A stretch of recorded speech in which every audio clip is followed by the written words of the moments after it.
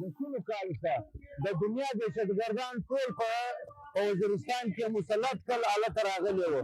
دا د بیابانه څه نه دي راغلي چې ستا د ریاستي ادارې په خبرې وې. آیا تا دا دهشتګردان د خپل وطنه څه ولې ایستل؟ تا دا دهشتګردان ولې نه کنټرولول؟ یا دا جنګ ولې صرف او صرف پر پښتانه پر افغان وطن باندې مسلطه دی؟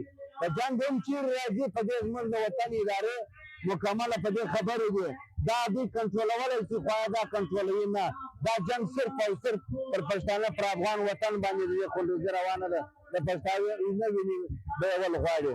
ټولې دنیا نړۍ ته پر دې باندې د خیرات راټولوي چې زما په وطن کې زما په ملک کې دهشتګردي روانه ده. که چیرې دی د ده سره داسې خارجي پالیسي نشته چې دنیا ته د خپله خارجي پالیسي ښکاره کړي. زه په دې من کې کومه خارجي پالیسي لرم؟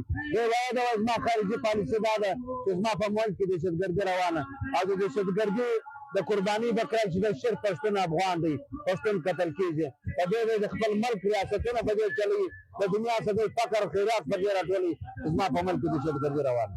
خیبر پښتونخوا سوات کې په لکاو انسانان راووتو چې د دهشتګردانو د هغه په خلاف دوی خپل پاڅون وکړي.